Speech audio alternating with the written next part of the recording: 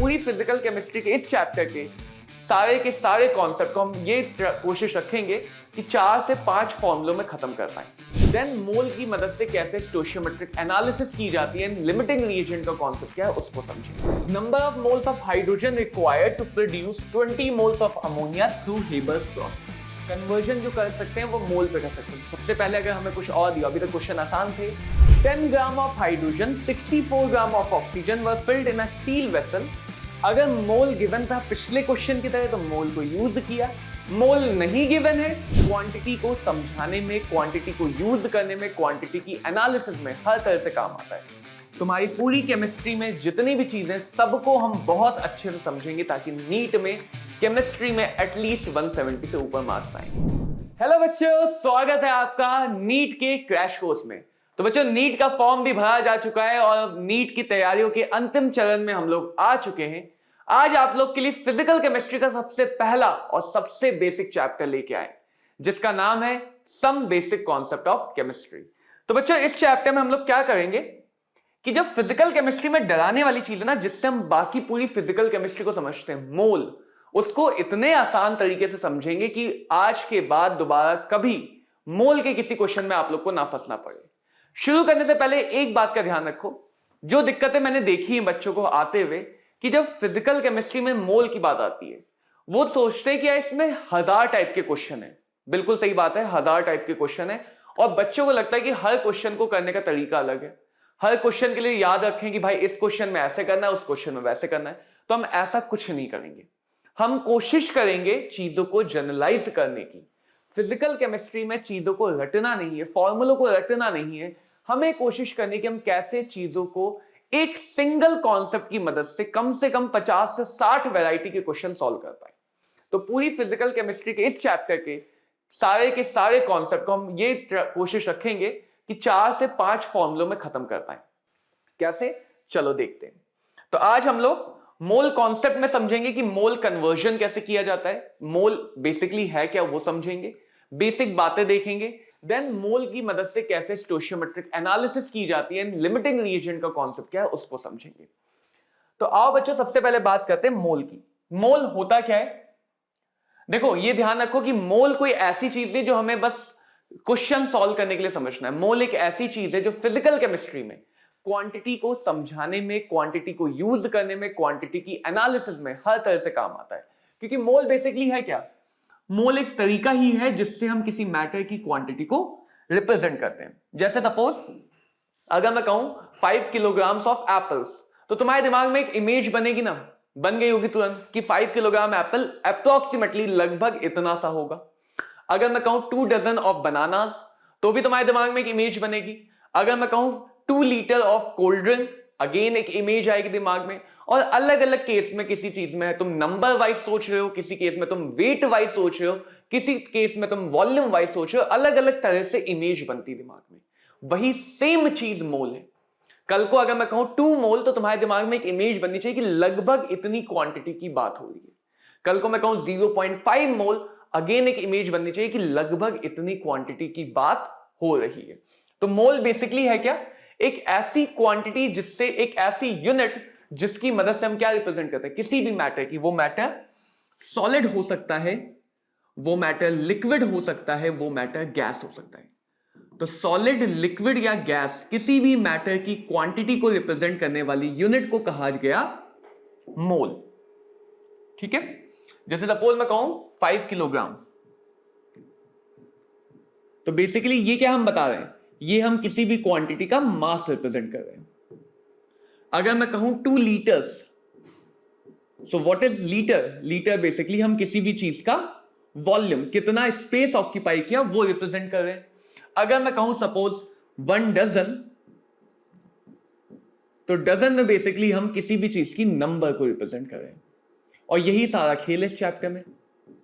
यही सारा खेल है कि अलग अलग चीज को रिप्रेजेंट करते हैं। अब जैसे तुम्हें पता है 2 लीटर अगर है तो बहुत आराम से हम कह सकते हैं 2 लीटर यानी 2 इंटू 1000 ml। 5 किलोग्राम में इसको मैं लिख सकता हूं 5 बाय या 5 इंटू 1000, तो ये ग्राम बन जाएगा। कहने का सीधा सा मतलब ये है कि क्वांटिटी को रिप्रेजेंट करने के जितने भी तरीके हैं उन सारे तरीकों में अलग अलग यूनिट्स हैं और एक यूनिट को हम दूसरी यूनिट में कन्वर्ट कर सकते हैं। हम मास को किलोग्राम, ग्राम, नैनोग्राम, मिलीग्राम, डेकाग्राम अलग अलग तरह से रिप्रेजेंट करते हैं, वॉल्यूम को अलग अलग तरह से रिप्रेजेंट करते हैं एंड नंबर ऑफ पार्टिकल्स को भी अलग अलग तरह से रिप्रेजेंट कर सकते हैं। डजन में कर दिया या हमने सीधे बोल दिया 12 यूनिट्स। और अगर तुम एक और बात का ध्यान रखो तो हमारे पास कुछ ऐसी भी क्वांटिटीज हैं जिनकी मदद से हम मास को वॉल्यूम में या वॉल्यूम को मास में कन्वर्ट कर सकते हैं। Suppose we are given with density. Density को कैसे डिफाइन करते हैं? मास पर यूनिट वॉल्यूम, कि यूनिट वॉल्यूम में कितना मास है। तो सपोज अगर मेरे पास किसी लिक्विड या सॉलिड की डेंसिटी गिवन है, लेट्स से 0.5 ग्राम पर मिलीलीटर, और मुझे पता है इसकी वॉल्यूम यदि मेरे पास 500 मिलीलीटर है, तो बहुत आसानी से मैं इसका मास निकाल पाऊंगा using the formula density is equal to mass by volume. So volume mass will be volume multiplied by density, that is 500 multiply by 0.5, so ये बन जाएगा 250 ग्राम। यानी कि हम मास की इंफॉर्मेशन को वॉल्यूम में, वॉल्यूम की इंफॉर्मेशन को नंबर में अलग अलग तरह से कन्वर्ट कर सकते हैं। यही सारा खेल बच्चों हमें मोल के साथ करना है। खेल वही है, सिर्फ खिलाड़ी बदलेगा। तो फिजिकल केमिस्ट्री में क्या है कि जब हम बात करते हैं तो हमारे पास एटम भी आता है, हमारे पास मॉलिक्यूल भी आता है और हमारे पास आयन भी आता है, तीनों चीजें आती हैं। तो हमें यही सारा खेल किसके साथ करना है? मोल के साथ।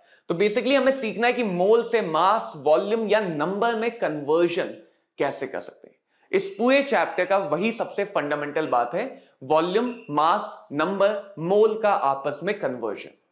अब देखो एक और बात यहीं से सीख के आगे बढ़ते हैं, क्योंकि ये सारी बातें बेसिक है जो हमने पहले सीखी हुई हैं। तो क्या सीख के आगे बढ़ते हैं वो ये कि जब भी तुमने कन्वर्जन करने की कोशिश की, हर एक कोशिश के अंदर तुम्हें 1 की इंफॉर्मेशन चाहिए थी। किलोग्राम को ग्राम में तब तक नहीं बदल पाते जब तक पता ना हो कि 1 किलोग्राम में कितने ग्राम होते हैं, तभी तो बदला। लीटर को मिलीलीटर या मिलीलीटर को लीटर में तब तक नहीं बदल पाते जब तक पता ना हो कि 1 लीटर में कितने मिलीलीटर है। डजन को यूनिट में या यूनिट को डजन में तब तक नहीं बदल पाएंगे जब तक ना पता हो कि 1 डजन में कितने यूनिट होते हैं। सिमिलरली मास को वॉल्यूम में भी तब तक नहीं बदल पाए जब तक हमें पता नहीं है कि यूनिट वॉल्यूम में कितना मास है। डेंसिटी बेसिकली क्या है? मास पर unit volume, that is unit volume में कितना मास है, यही तो हमारे पास डेंसिटी है, यूनिट वॉल्यूम का मास। तो ये सारे कन्वर्जन करने के लिए हमें इंफॉर्मेशन क्या चाहिए? 1 में कितनी है।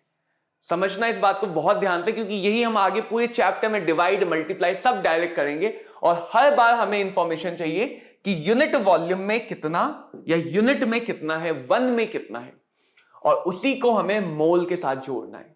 यानी हमें यह इंफॉर्मेशन भी चाहिए कि 1 मोल में कितना है, और उसी को नाम दिया गया मोलर क्वांटिटी। उसी को क्या बोला गया? Molar quantity. मोलर का मतलब ऑफ 1 मोल, सिंपल। अगर मैं कहूं मोलर मास, 1 मोल का मास। अगर मैं कहूं मोलर वॉल्यूम, 1 मोल की वॉल्यूम। अगर मैं कहूं मोलर यूनिट, 1 मोल की यूनिट। अगर मैं कहूं मोलर चार्ज, 1 मोल इलेक्ट्रॉन का चार्ज। मोलर हीट कैपेसिटी, 1 मोल की हीट कैपेसिटी। किसी भी चीज के आगे मोल वर्ड लगा दो, किसी भी चीज के आगे, सबका एक ही मतलब है, 1 में कितना है, 1 मोल में कितना है। So what is molar mass? 1 मोल का मास। मोलर वॉल्यूम, 1 मोल की वॉल्यूम। मोलर यूनिट, 1 मोल में कितने नंबर ऑफ यूनिट्स होते हैं, कितने नंबर ऑफ पार्टिकल्स होते हैं। और एसटीपी बहुत यूज होगा, ये आगे चल के गैसियस स्टेट में अच्छे से समझोगे कि व्हाट इज एसटीपी। एसटीपी का मतलब है standard temperature and pressure. Standard temperature 273 kelvin लिया जाता है एंड स्टैंडर्ड प्रेशर 1 बार होता है, लगभग 1 atm and 1 bar are approximately लगभग सेम होते हैं। वरना थोड़ा बहुत एसटीपी एंड टीपी में यही अंतर है। Normal pressure is usually considered at 1 atmospheric and standard pressure is usually considered as 1 bar. So normal and standard में सिर्फ बार और एटमॉस्फेरिक का अंतर है, लगभग दोनों सेम होते हैं। इनमें कितना अंतर है कितना नहीं वो गैसियस स्टेट में समझाया जाएगा। चिंता मत करना, तुम्हारी पूरी केमिस्ट्री में जितनी भी चीजें सबको हम बहुत अच्छे से समझेंगे ताकि नीट में केमिस्ट्री में एटलीस्ट 170 से ऊपर मार्क्स आए। जैसे बच्चों डिफाइन है ना कि 1 डजन में हमेशा कितना होता है, 1 डजन में हमेशा 12 होता है। जैसे मैं 1 डजन पेन बोलूं तो भी 12 बोलोगे, 1 डजन एरोप्लेन्स बोलूं तो भी 12 बोलोगे, 1 डजन बिल्डिंग्स बोलूं तो भी 12 बोलोगे। तो 1 डजन हमेशा 12 के इक्वल होता है, irrespective of mass, size, colour, nature और एनीथिंग एल्स। सेम वैसे ही मोल, जब मोल डिफाइन किया गया तो एवोगैड्रो ने देखा कि 12 ग्राम कार्बन 12, इसको 1 मोल का स्टैंडर्ड लिया गया। इसमें 6.022 into 10 to the power 23 number of atoms होते हैं, नंबर ऑफ एटम्स होते हैं, और इसी नंबर को नाम दे दिया गया एवोगैड्रो नंबर। मोल को बच्चों बिल्कुल तुम अगर डजन से रिलेट करोगे तो बहुत आसान पड़ेगा। इसी को नाम क्या दिया, एवोगैड्रो नंबर। इसको हम Na से दिखा लेंगे। तो ऐसे जैसे 1 डजन में फिक्स है कि 1 डजन में हमेशा 12 यूनिट होंगी, वैसे ही 1 मोल में फिक्स कर दिया कि 1 मोल में हमेशा इतने पार्टिकल्स होंगे, और 1 मोल में जितने नंबर ऑफ पार्टिकल्स हैं उसी को क्या नाम दिया गया, molar units. So molar units की वैल्यू आ गई 6.022 into 10 to the power 23 units. इसी नंबर को हम आगे चल के बोलते रहेंगे एवोगैड्रो नंबर। तो एक स्टैंडर्ड मानना था। अब तुम कहो कि सर 12 ग्राम कार्बन 12 ही क्यों लिया, तो पहले उससे पहले हाइड्रोजन भी था स्टैंडर्ड में, उससे पहले ऑक्सीजन भी लिया गया था। तो एक स्टैंडर्ड एज्यूम करना था, स्टैंडर्ड 12 ग्राम कार्बन 12 को मान लिया क्योंकि इसकी आइसोटोपिक परसेंटेज अच्छी है। आइसोटोपिक परसेंटेज का मतलब यहां पे प्योरिटी अच्छी है, कार्बन 12 का अबंडेंस काफी हाई है बाकी आइसोटोप्स में कार्बन के। तो आइसोटोपिक प्योरिटी की वजह से कार्बन 12 को यहां पे स्टैंडर्ड माना गया। अब सपोज मैं एक बात कहता हूं कि 1 डजन पेन है, इसमें भी 12 पेन होंगे। 1 डजन ऑरेंजेस हैं, इसमें भी 12 ऑरेंजेस होंगे, correct. 1 dozen pen and 1 dozen oranges, लेकिन क्या दोनों का मास सेम होगा, क्योंकि दोनों का साइज अलग अलग है। 1 डजन बिल्डिंग, उसमें भी 12 होंगी, लेकिन क्या उनका मास सेम होगा, तो तुम्हारा आंसर तुरंत आएगा नहीं सर, मास तो सेम नहीं होगा। सेम चीज यहां पे 1 मोल में इतने पार्टिकल हमेशा होंगे। 1 मोल कार्बन में भी इतने ही होंगे, 1 मोल ऑक्सीजन में भी इतने ही होंगे, 1 मोल अमोनिया में भी इतने होंगे, लेकिन क्या इन सब का मास सेम होगा, बिल्कुल नहीं। क्यों, क्योंकि सबके पार्टिकल अलग अलग तरह के, किसी का छोटा है, किसी का बड़ा है, किसी का मोटा है, किसी का खोटा है। तो हम क्या कर लेते हैं कि 1 मोल में क्योंकि हमने नंबर फिक्स कर दिया तो मास बदलता रहेगा, यानी मोलर मास, 1 मोल का मास सबके लिए अलग अलग होगा, जिसको हमें निकालना पड़ेगा। तो सेकेंड चीज आती है मोलर मास।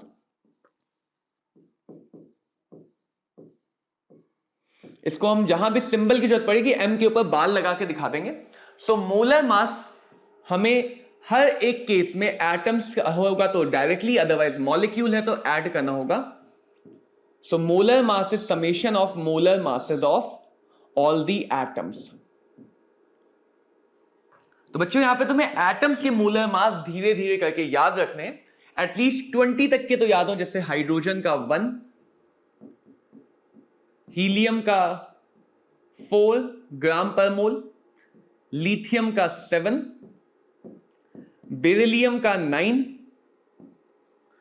ओके, बोरॉन का 10 भी होता है, 11 भी दिखाते हैं, कार्बन का 12, नाइट्रोजन का 14, ऑक्सीजन का 16, फ्लोरीन का 19 एंड नियॉन का 20।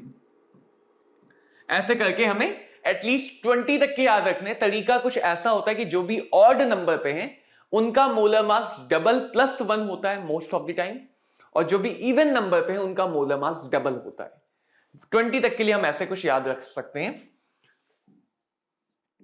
और सारे मोलर मासेस की यूनिट ग्राम पर मोल होती है। हमेशा ध्यान रखना, यूनिट बहुत इंपॉर्टेंस रखती है। जब भी तुम किसी नंबर को देखो उसके आगे यूनिट देखने की आदत बनाकर रखो, यूनिट देखने की आदत बना के रखो। सो ग्राम पर मोल, ग्राम पर मोल मतलब एक मोल में इतने ग्राम है, एक मोल में जितना mass, that is our molar mass. तो अगर सपोज यहां पे मुझे H2SO4 का मोलर मास निकालना है, सबसे पहले देखो यहां पे कौन सा एटम कितना है। यहां पे हाइड्रोजन के 2 एटम है, सल्फर का 1 एटम है और ऑक्सीजन के 4 एटम है। Right, 2 hydrogen atom, 1 sulphur, 4 oxygen atom. और इसी चीज को हम बोलते हैं एटॉमिसिटी। ये बेसिक टर्म समझ लो, क्योंकि आगे जब हम इन टर्म्स को यूज करेंगे तो तुम्हें मतलब पता होना चाहिए। एटॉमिसिटी का मतलब है number of atoms, usually atoms लिखते हैं, in one molecule, number of atoms in one molecule or one ion। Basically हम एटॉमिसिटी का मतलब है एक में कितना है। देखो हर बार मोल कन्वर्जन में हर बार वन में कितना है ये इंफॉर्मेशन की जरूरत पड़ रही है। वन में कितना है, वन में कितने पार्टिकल है, मोलर यूनिट। वन में कितना मास है, मोलर मास। वन में कितनी वॉल्यूम है, मोलर वॉल्यूम। वन में कितने एटम है, एटॉमिसिटी। वन में कितने इलेक्ट्रॉन है, एटॉमिसिटी। वन में कितने न्यूट्रॉन है, एटॉमिसिटी। सब कुछ आएगा स्ट्रक्चर ऑफ एटम तक। तो धीरे धीरे करके इन चीजों को एक कॉन्सेप्ट वाइज बिल्ड करते चलेंगे। समझ पाए? तो देखो हाइड्रोजन के 2 एटम, सल्फर का 1, ऑक्सीजन के 4। अब हाइड्रोजन के 2 एटम है, हाइड्रोजन के 1 एटम का मोलर मास हमें याद रहेगा 1 ग्राम पर मोल। सल्फर के 1 एटम का मोलर मास 32 एंड ऑक्सीजन के 1 एटम का मोलर मास 16। सो जितने भी एटम है उसको 1 एटम के मोलर मास से मल्टीप्लाई कर दिया। ये बन गया 2 + 32 + 64। सो ये आ गया 98 ग्राम पर मोल। 98 ग्राम पर मोल। तो मोलर मास एक ऐसी चीज है जो हमें हर बार एक मॉलिक्यूल आयन के लिए निकालनी पड़ेगी। जैसे देखो सपोज हमारे पास है फॉस्फेट आयन। आयन मतलब एक ऐसा मॉलिक्यूल जिसके ऊपर नेट चार्ज बचा हुआ है, नेट चार्ज पॉजिटिव या नेट चार्ज नेगेटिव है, ऐसे मॉलिक्यूल को ही आयन बोलते हैं। चार्ज आने से इलेक्ट्रॉन घटते बढ़ते हैं जिनका मास में ज्यादा कंट्रीब्यूशन नहीं होता है। तो हम यहां पे सिंपली देखेंगे, एक फास्फोरस का एटम है और 4 ऑक्सीजन के एटम है। फास्फोरस के 1 एटम का मोलर मास 31, ऑक्सीजन के 1 एटम का मोलर मास 16। सो एटॉमिसिटी को मोलर मास से मल्टीप्लाई कर देंगे और हमें यहां पे फॉस्फेट आयन का मोलर मास मिल जाएगा 95 ग्राम पर मोल। 95 ग्राम पर मोल। सिमिलरली अगर बच्चों देखा जाए, सपोज हमारे पास है अमोनियम NH4 पॉजिटिव। तो यहां भी पॉजिटिव का मतलब इस पे चार्ज है, +1 का नेट चार्ज है, बट अगेन यहां भी चार्ज आने से मास में चेंज नहीं आएगा। सो 1 नाइट्रोजन का एटम, 4 हाइड्रोजन के एटम, नाइट्रोजन के 1 एटम का 14, हाइड्रोजन के 1 एटम का 1। सो मोलर मास आ गया 18 ग्राम पर मोल। 18 ग्राम पर मोल।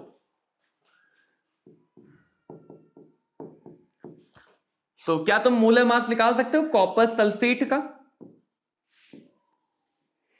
क्या तुम मोलर मास निकाल सकते हो पोटेशियम नाइट्रेट का? क्या तुम मोलर मास निकाल पाओगे अमोनियम सल्फेट का?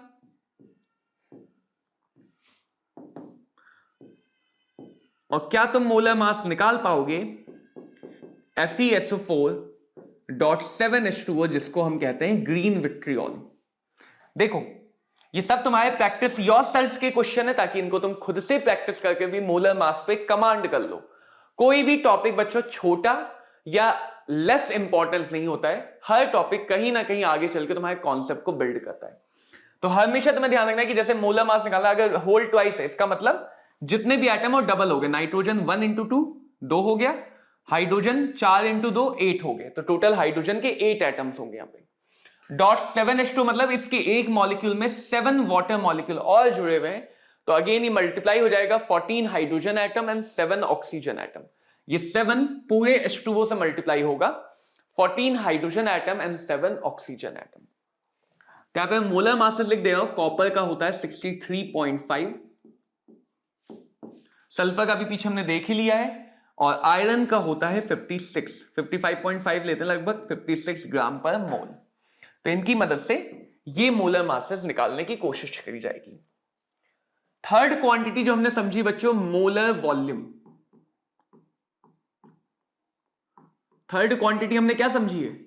Molar volume. तो मोलर वॉल्यूम का मतलब क्या है? एक मोल की वॉल्यूम। और वॉल्यूम थोड़ा सा तिरछा है, वॉल्यूम थोड़ा सा टेढ़ा मेरा है। क्यों? क्योंकि वॉल्यूम का खेल ऐसा हो गया, अगर तुम्हारे पास सॉलिड या liquid, if you have solid और liquid and if you have gas, दोनों के लिए जो तरीका होने वाला है वो अलग होता है।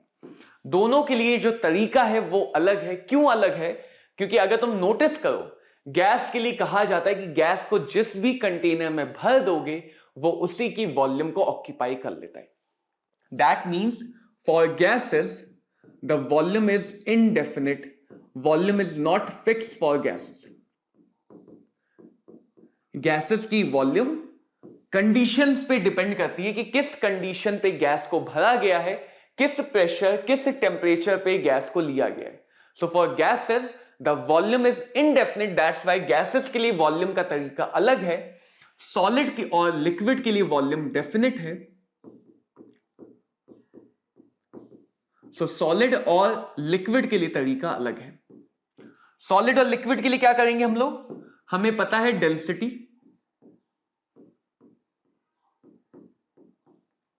सो we will use density to find the volume. That means solid या लिक्विड के लिए हमें मास और वॉल्यूम जब भी कैलकुलेशन करनी होगी, पहले मास पता होगा। सपोज 1 मोल की वॉल्यूम चाहिए तो मास भी 1 मोल का रखेंगे। अगर जितना भी अमाउंट मास रखेंगे उतने की वॉल्यूम आ जाएगी। तो जब कभी भी तुम्हें क्वेश्चन में डेंसिटी दी, क्योंकि देखो हर बार क्वेश्चन में तो हमें पता नहीं होगा सॉलिड है या लिक्विड है, तो जब भी क्वेश्चन में तुम्हें डेंसिटी गिवन होगी, हमेशा डेंसिटी की मदद से वॉल्यूम निकाली जाएगी। डेंसिटी का काम ही है वॉल्यूम कन्वर्जन, वॉल्यूम कन्वर्जन ही काम है डेंसिटी का। और for gases we will use the gas equation, जो गैसियस स्टेट चैप्टर में पढ़ोगे अच्छे से, पीवी बराबर एनआरटी। बहुत ही कमाल की इक्वेशन, मतलब मजा ही आ जाएगा इसको यूज करके। तो पीवी बराबर एनआरटी नाम की इक्वेशन जो हम पढ़ेंगे गैसियस स्टेट चैप्टर में, और इसकी मदद से फिलहाल के लिए याद रखना है कि 1 मोल गैस, कोई सी भी गैस हो, अगर एसटीपी पे है, if 1 mole gas is at STP then the volume is 22.4 liters. So that is the molar volume of any gas at standard temperature and pressure. At standard temperature and pressure. तो हमने मोल वाली volume निकालना सीख लिया कि 1 मोल की volume की बात कैसे करेंगे। हमने मोल वाला मास यानी 1 मोल का मास निकालना सीख लिया, और मोल के नंबर यानी 1 मोल में कितने यूनिट है ये समझ लिया। तो मोल की 3 बेसिक चीजें डिफाइन हो गई। 1 मोल में कितना है, 1 मोल में कितना है। अब आओ बच्चों मोल कन्वर्जन पे। इसके लिए छोटा सा डायग्राम है और बहुत कमाल का डायग्राम है। वी हैव मोल, मोल होता है हमारे पास मोल के बाद है मास,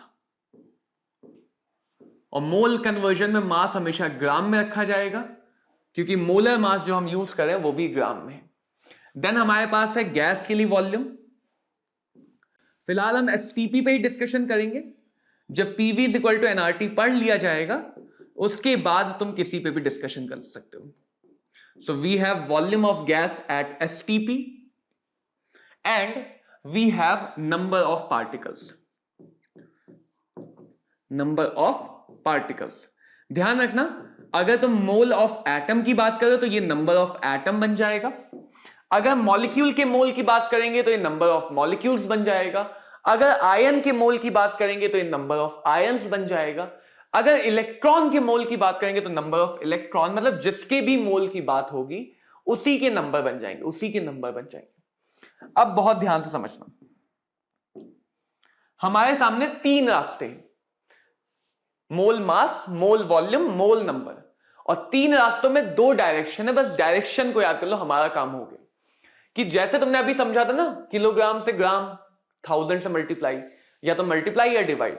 तो जब कभी भी तुम्हें मोल की मदद से कुछ भी निकालना हो, मोल से मास निकालना हो, मोल से वॉल्यूम निकालनी हो, या मोल से नंबर ऑफ पार्टिकल, जब भी तुम्हें मोल की मदद से कुछ भी निकालना हो, you will always multiply. Her bar multiply किया जाएगा। किससे? 1 मोल की क्वांटिटी से। किससे मल्टीप्लाई करेंगे? 1 मोल, यानी मोल से मास जाना है तो we will multiply by molar mass. किससे मल्टीप्लाई करेंगे? Molar mass. 1 मोल से वॉल्यूम की तरफ जाना है, मल्टीप्लाई किया जाएगा 22.4 लीटर से। 1 मोल से नंबर ऑफ पार्टिकल की तरफ जाना है, मल्टीप्लाई किया जाएगा एवोगैड्रो नंबर से। तो हमारे सामने 3 बेसिक फॉर्मूले सिंपल से बन गए, ताकि हम डायरेक्टली कर सकें। Mole multiplied by molar mass is equal to mass, mole multiplied by 22.4 liter is equal to volume of gas at STP, mole multiplied by Avogadro number is equal to number of particles. And obviously अगर हम एक direction में multiply करके जा रहे हैं तो उसकी अपोजिट डायरेक्शन में कैसे आओगे? उसकी अपोजिट डायरेक्शन में आओगे डिवाइड करके। सो इफ वी आर, हमें मास से मोल की तरफ आना है, हमें वॉल्यूम से मोल की तरफ आना है, या हमें नंबर ऑफ पार्टिकल से मोल की तरफ आना है, हर केस में हम लोग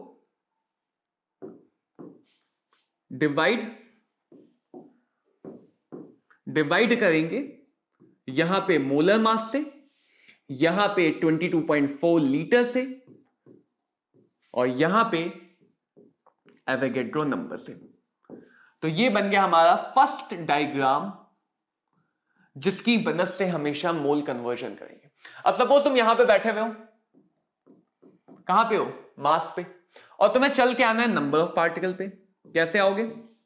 मास की मदद से कहां आना है? नंबर ऑफ पार्टिकल पे। रास्ता सामने सामने दिख रहा है, मास से पहले मोल, मोल से नंबर। तो हर चीज का सेंटर क्या है? सेंटर मोल है। हर चीज का सेंटर क्या है? सेंटर मोल है। मास से पहले मोल पे आएंगे, कैसे? डिवाइड करके। मोल से नंबर पे जाएंगे, कैसे? मल्टीप्लाई करके। तो यही हमने क्या काम कर लिया कि जो हमारे सामने अलग अलग 10-12 कॉन्सेप्ट थे कि इस क्वेश्चन में मल्टीप्लाई करना है, इस क्वेश्चन में डिवाइड करना है, इसमें पहले मोल निकालना है, इसमें पहले ये करना है। ये तुमने क्वेश्चन में बुक्स में देखा होगा, मोल मास कन्वर्जन का अलग टॉपिक है, मोल वॉल्यूम कन्वर्जन का अलग टॉपिक है, मोल नंबर कन्वर्जन का अलग टॉपिक है। उन सबको हमने मिला के एक सिंगल कॉन्सेप्ट बना दिया कि कहीं भी जाना हो, कहीं से कहीं भी जाना हो, केंद्र में, सेंटर में मोल रहेगा। पहले मोल की तरफ आना है, फिर कहीं जाना है। अगर पहले से मोल पे तो डायरेक्टली चले जाना है।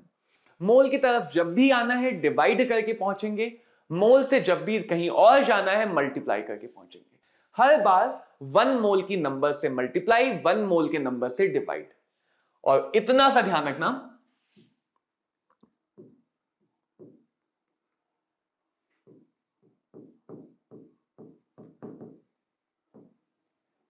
ये बात तो कोई भी बता सकता होगा तुम में से कि अगर हमारे पास मोल मॉलिक्यूल के हैं तो बाकी सारी इंफॉर्मेशन भी किसकी होगी? उसी मॉलिक्यूल की।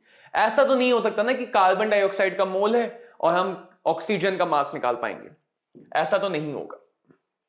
तो जिसका मोल रहेगा उसी के बारे में पूरी डायग्राम लगेगा, पूरी बात उसी के बारे में होगी। देखो 2-4 प्रैक्टिस करते हैं, फिर आगे समझते हैं। सपोज हमारे पास कॉलम वाइज आगे बढ़ते हैं ताकि तुम्हें डायरेक्टली फ्लो डायग्राम समझ में आ जाए। वी हैव 5 ग्राम CO2 और we want volume at STP। CO2 की हमें वॉल्यूम चाहिए STP पे। Suppose we have Na/2 molecules of H2SO4 and we want mass of H2SO4.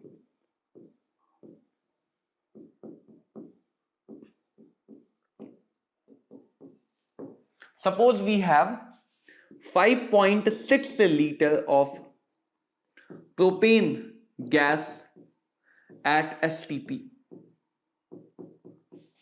And we want mass of propane.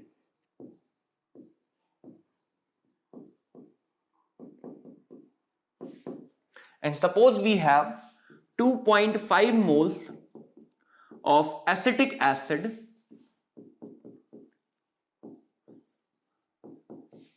और हमें निकालना है let's say number of molecules,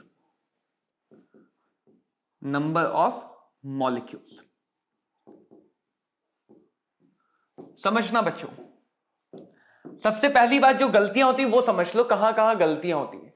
पहली चीज ध्यान रखना कि इस डायग्राम को जब भी अप्लाई करोगे हम एक ही चीज पे अप्लाई कर सकते हैं, तो बहुत अच्छे से इस डायग्राम को दिमाग में बैठाना है।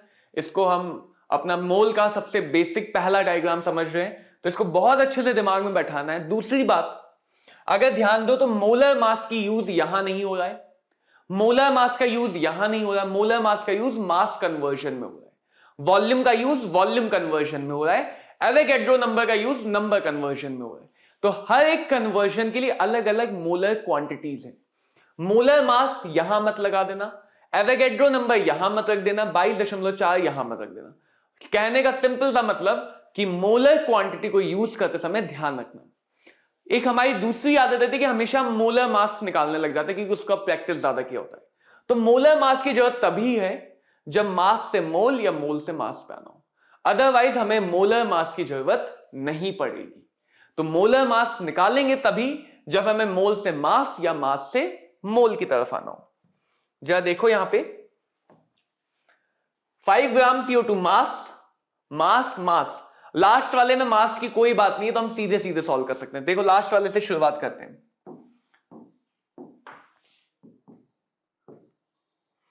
हमेशा सबसे पहले इमेजिन करो कि उस डायग्राम में तुम कहां पे हो, क्वेश्चन तुम्हें कहां पे लेके जा रहा है। तो हमेशा ध्यान देना है क्वेश्चन ने क्या दिया है, किसका दिया है और कितना दिया है। क्या दिया है, किसका दिया है और कितना दिया है। तो क्या दिया है 2.5 मोल, किसके दिए हैं, एसिटिक एसिड के, और कितने दिए 2.5 मोल दिया है, एसिटिक एसिड का दिया है और 2.5 दिया है। यानी कि हम डायग्राम में यहां पे मोल पे जाना किधर, नंबर। क्या मोलर मास की जरूरत है, नहीं, मोल से कहीं भी जाना है मल्टीप्लाई। तो सीधे सीधे इस नंबर में जैसे ही मैं एवोगैड्रो नंबर से मल्टीप्लाई करूंगा, ये बन जाएगा मेरा नंबर ऑफ पार्टिकल, ये बन जाएगा नंबर ऑफ पार्टिकल्स। तो ये आ गया आंसर 2.5 Na। बहुत आसान सा क्वेश्चन था। क्वेश्चन में आंसर निकालना इंपॉर्टेंट नहीं है अभी इंपॉर्टेंट है कि हमने इस क्वेश्चन में ये काम क्यों किया, ताकि जब बड़ा क्वेश्चन आए तो भी हम ये काम समझ पाए। तो क्वेश्चन में आंसर निकालना इंपॉर्टेंट नहीं। आगे देखो, वॉल्यूम से मास पे जाना है तो मोलर मास की जरूरत पड़ेगी। फटाफट मोलर मास निकाल लेते हैं। कार्बन के 3, हाइड्रोजन के 8, कार्बन के 1 का होता है 12, हाइड्रोजन के 1 का होता है 1। तो ये आ गया 44 ग्राम पर मोल। तो जब भी मोलर मास की जरूरत हो फटाफट साइड में मोलर मास को निकाल लेने का। कहां पे है, वॉल्यूम, जाना कहां है, मास। वॉल्यूम से मास कैसे जाएंगे, वॉल्यूम पे हैं, वॉल्यूम से मोल कैसे जाएंगे, वॉल्यूम से या कहीं से भी मोल की तरफ जाना है। मोल अगर डेस्टिनेशन है डिवाइड, तो डिवाइड करेंगे, फिर किधर जाएंगे, मास पे। कैसे जाएंगे, मल्टीप्लाई करके। यहां पे थे, यहां आए, यहां पहुंच गए, सामने है रास्ता। डायग्राम अगर याद है तो रास्ता सामने है। तो सबसे पहले क्या कर लेंगे, इसको डिवाइड करेंगे, किससे, 22.4 से। डिवाइड करते ही हम वॉल्यूम से उठ के पहुंच गए मोल पे। आइलैंड समझ लो, तो वॉल्यूम वाले आइलैंड से उठ के पहुंच गए मोल वाले आइलैंड पे। देन मोलर मास से मल्टीप्लाई करेंगे। तो जैसे ही हमने इस नंबर को मोलर मास से मल्टीप्लाई किया, 5.6 डिवाइडेड बाय 22.4 मल्टीप्लाइड बाय 44, ये बन गया मास। लीटर वॉल्यूम, वॉल्यूम से पहुंचे मोल, मोल से पहुंचे ग्राम यानी मास पे। अब इसको सॉल्व कर लेंगे। ये 4 टाइम्स, कैलकुलेशन अभी आसान रखी क्योंकि अभी हमें कॉन्सेप्ट को समझना है। कैलकुलेशन की प्रैक्टिस हमें करनी है। कैलकुलेशन की जितनी प्रैक्टिस करेंगे उतना कैलकुलेशन स्ट्रांग होगा। कैलकुलेटर से दूर रहने का है। चलो, मॉलिक्यूल से जाना है मास पे। मास की बात आ गई तो मोलर मास चाहिए होगा। फटाफट H2SO4 का मोलर मास निकाल लेते हैं। क्योंकि इसका मोलर मास पीछे निकाला है मैंने, तो इसलिए मैं सीधे सीधे लिख दे रहा हूं। तुम्हें जब तक मोलर मास खुद से याद ना हो, देखो मेहनत करनी पड़ेगी, खुद से मेहनत करोगे तभी सफलता मिलेगी। तो खुद से मेहनत करना बहुत जरूरी है। अगर तुम्हें लगता है कि मोलर मास तुम देख के सॉल्व करो, नहीं सीखोगे नहीं। फिर हर एक छोटी से छोटी बात तुम्हारे दिमाग से आनी चाहिए। नोट्स देख के फिजिकल केमिस्ट्री सॉल्व करने वाले कभी भी फिजिकल केमिस्ट्री में कॉन्फिडेंट नहीं हो पाते। नोट्स देख के क्वेश्चन नहीं सॉल्व करने, पीछे से हेल्प लेके सॉल्व नहीं करना है। चीजों को समझना है, अच्छे से मेमोराइज करना है। क्वेश्चन सॉल्व करते समय सिर्फ एक ब्लैंक पेपर और पेन रहेगा हाथ में, सिर्फ एक ब्लैंक पेपर और पेन। जैसा अभी हम कर रहे हैं वैसे ही तुम्हें करना है। तो मॉलिक्यूल से जाना है बच्चों मास की तरफ। पहले इसको डिवाइड कर देंगे, किससे डिवाइड कर देंगे? एवोगैड्रो नंबर से, ताकि हम पहुंच जाएं मोल पे। तो हमेशा पहले मोल पे पहुंचा, अगर मोल पे नहीं तो देखो हर बार मोल पे पहुंचे। फिर मोल से मास पे जाने के लिए, मोल से मास पे कैसे जाया जाएगा? इसको यहीं काट दें? चलो बाद में काट लेंगे, काटा पीटी तो होती रहती है। मोल से मास पे आना है, मल्टीप्लाई कर दिया मोलर मास से। अब काटा पीटी कर लो, ये बन गया 49 ग्राम। क्या बन गया? 49 ग्राम। अगला देखो 5 ग्राम CO2 मास से मोल। क्या दिया है? मास दिया है। किसका दिया है? CO2 का। किसका निकालना है? 5। वॉल्यूम भी उसी की निकालनी है। मोलर मास पे आना पड़ेगा, तो पहले इसको डिवाइड किया मोलर मास से। मोलर मास से डिवाइड क्यों किया? मास से मोल पे आने के लिए। तो हर बार 1 मोल की क्वांटिटी से डिवाइड कर रहे हैं ताकि मोल पे पहुंच सके। फिर उसके बाद वॉल्यूम पे कैसे जाएंगे?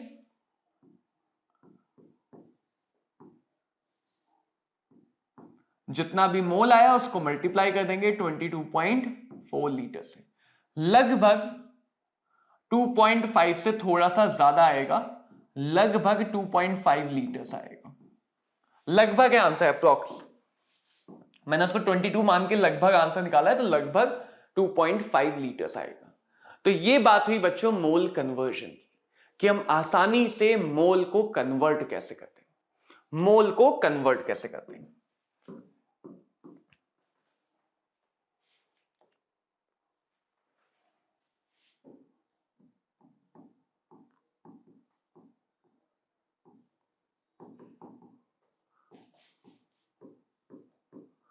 एक मोल कन्वर्जन का एक छोटा सा डायग्राम है जिसमें हम इंफॉर्मेशन को कन्वर्ट करते हैं। किसको कन्वर्ट करते हैं? इंफॉर्मेशन को। कैसे समझना? सपोज हमारे पास है मोल ऑफ मॉलिक्यूल। अभी तक हम क्वांटिटी को बदल रहे थे, मोल को मास में, वॉल्यूम में, नंबर में बदल रहे थे। अब हम तरीके को बदलने जा रहे हैं।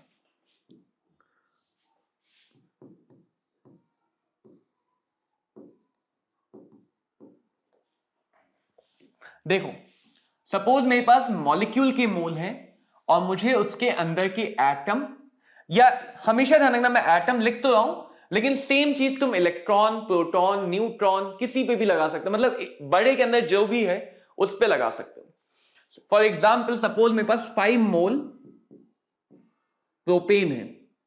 5 मोल क्या है मेरे पास? C3H8। तो हमें यहां से दिख रहा है कि C3H8 के एक मॉलिक्यूल में कार्बन कितना है? C3H8 के एक मॉलिक्यूल में कार्बन के 3 एटम है, राइट? एटॉमिसिटी ऑफ कार्बन 3 है। हाइड्रोजन कितना है? हाइड्रोजन के 8 है। तो क्या कह सकता हूं कि अगर मेरे पास 1 C3H8 है तो उसमें 3 कार्बन एटम होंगे और 8 हाइड्रोजन एटम है। इसी चीज को हम क्या बोलते हैं? इसी चीज को हम बोलते हैं एटॉमिसिटी, राइट? 3 कार्बन एटम और 8 हाइड्रोजन एटम। तो क्या मैं कह सकता हूं कि 5 मोल अगर है, अगर 1 में 3 है तो 5 में मेरे पास 5 इंटू 3 यानी कि 15 मोल कार्बन एटम होने चाहिए। ये एक वाली एनालिसिस हमने कितनी बार की होगी ना? एक डब्बे में 2 बॉल हैं तो 2 डब्बे में 4 हो जाएंगी, डबल हो जाएगा। 3 डब्बे में 6 हो जाएंगी, 2 2 2 3 बार। 4 डब्बे में 2 बॉल 8 बार मिल जाएंगी। क्यों? क्योंकि हमारे पास एक डब्बे में 2 है। तो 5 में, एक डब्बे में 3 कार्बन एटम है, 5 में कितने मिलेंगे? 15 मिल जाएंगे। सिमिलरली एक डब्बे में हमारे पास 8 हाइड्रोजन है, तो 5 में कितने मिल जाएंगे? 5 इंटू 8, यानी कि 40 मोल हाइड्रोजन एटम। तो कभी भी अगर हमें एक बड़े पार्टिकल के अंदर की इंफॉर्मेशन चाहिए, इंफॉर्मेशन को ही बदल देंगे, बड़े पार्टिकल के अंदर की इंफॉर्मेशन चाहिए, तो हम मल्टीप्लाई करते हैं। किससे? एक से। हर बार देखो एक से मल्टीप्लाई होता है, तो इस बार मल्टीप्लाई करते हैं हम एटॉमिसिटी से। किससे मल्टीप्लाई करते हैं? एटॉमिसिटी से। और सिमिलरली अगर हमें वापस पीछे आना है, तो मल्टीप्लाई का उल्टा डिवाइड है, तो इसको ऐसे देखो, दो बातें याद रखोगे। पहली बात, पीछे वाले डायग्राम में मोल तक जाना है तो डिवाइड, मोल से आना है, मोल से कहीं आगे जाना है तो मल्टीप्लाई। मोल को पहुंचना है तो डिवाइड, मोल से आगे जाना है तो मल्टीप्लाई। सिमिलरली बड़े से छोटा जाना है मल्टीप्लाई, छोटे से बड़ा आना है डिवाइड। बड़े से छोटा आना है मल्टीप्लाई, छोटे से बड़ा आना है डिवाइड। देखो इसकी भी कुछ एग्जांपल समझ लेते हैं। ये कॉलम ए, ये कॉलम बी। सपोज मेरे पास 5 मोल CO2 है और मुझे चाहिए mass of oxygen atom. Mass of oxygen atom. Suppose बच्चों मेरे पास 3 मोल्स C3H8 है और मुझे चाहिए number of hydrogen atom. Number of hydrogen atom. Suppose मेरे पास 5 मोल ऑक्सीजन एटम है और मुझे चाहिए कितने मोल्स सल्फ्यूरिक एसिड होंगे इतने हाइड्रोजन के लिए। ठीक है।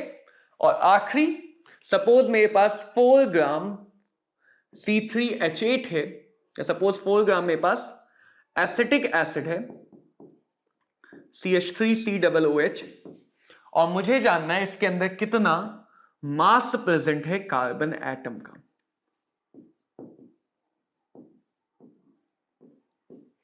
देखो पढ़ने समझने में क्वेश्चन पिछले क्वेश्चन जैसे ही लगेंगे, तो पहले हम ये समझेंगे कि अगर हम कुछ काम करने जा रहे हैं तो क्यों करने जा रहे हैं। ये समझना बहुत जरूरी है कि अगर हम कुछ भी करते हैं, किसी क्वेश्चन में फॉर्मूला लगाया तो यही वाला फॉर्मूला क्यों लगाया, दूसरा कोई फॉर्मूला क्यों नहीं लगाया। तो देखो पहले अंतर समझो पिछले क्वेश्चन में और इसमें। CO2 का मास गिवन था पहले में, और CO2 की ही वॉल्यूम आई। ये जो वॉल्यूम आई किसकी आई? CO2 की ही आई है। H2SO4 के मॉलिक्यूल गिवन थे और ये मास भी किसका आया? H2SO4 का ही आया। हमने मोलर मास भी H2SO4 का लिया, इंफॉर्मेशन भी H2SO4 के लिए, और इंफॉर्मेशन निकाली भी H2SO4 की। ऐसे यहां पे C3H8 की वॉल्यूम गिवन है, C3H8 का मोल है और C3H8 का ही मास है और C3H8 का ही मोलर मास लिया। तो हर केस में हमने जिसकी बात कर रहे थे सिर्फ उसी के बारे में सारी बातें की। यहां पे पूरे केस में कहीं भी हमने कुछ इंफॉर्मेशन को कन्वर्ट नहीं किया, कन्वर्जन नहीं किया। अगर ध्यान दें तो ये मतलब है इस बात का सेम स्पीशीज का, कि अगर हम मोल एक चीज का रख रहे हैं, मोलर मास भी उसी का, मास भी उसी का, वॉल्यूम भी उसी की, नंबर भी उसी का, सब कुछ उसी का, सब कुछ उसी के बारे में बात हो सकती है डायग्राम 1 में। बट अगर तुम इन क्वेश्चन में देखो तो तुम्हें बोला किसी और के बारे में, पूछा किसी और के बारे में। बोला गया है CO2 के बारे में, CO2 is a bigger molecule, पूछा गया है ऑक्सीजन के बारे में। बोला गया है C3H8 के बारे में, पूछा गया है हाइड्रोजन के बारे में। बोला गया है ऑक्सीजन एटम के बारे में, पूछा गया है H2SO4 के बारे में। बोला गया है एसिटिक एसिड के बारे में, पूछा गया है कार्बन एटम के बारे में। किसी और के बारे में बोला गया और किसी और के बारे में पूछा गया। ऐसे क्वेश्चन को जब भी पढ़ो, जब भी तुम्हें दिखे कि हाँ क्वेश्चन ऐसा है, तो वहां पे करो इंफॉर्मेशन कन्वर्शन। वहां पे किया जाएगा बच्चों इंफॉर्मेशन का कन्वर्शन। कैसे करोगे? देखो सबसे पहले मोल पता होना चाहिए। बड़े से छोटा जा रहे हो तो उस छोटे की एटॉमिसिटी देखो, कितने ऑक्सीजन है? 2। यानी जैसे ही मैंने इसमें एटॉमिसिटी से मल्टीप्लाई किया, ये बन गया ऑक्सीजन एटम का मोल। अब ये CO2 के मोल नहीं रहे, अब ये क्या बन गए? ऑक्सीजन एटम के मोल। अब मुझे ऑक्सीजन एटम का मास चाहिए। ऑक्सीजन एटम का मोल है, ऑक्सीजन एटम का मोलर मास ले लो, जिसका मोल उसका मास उसी का मोलर मास। ऑक्सीजन एटम बोला गया तो एक एटम का मास कितना होता है? 16। तो जैसे ही मैंने इसको 10 को 16 से मल्टीप्लाई किया, ये बन गया ग्राम। किसका ग्राम बन गया? ऑक्सीजन एटम का।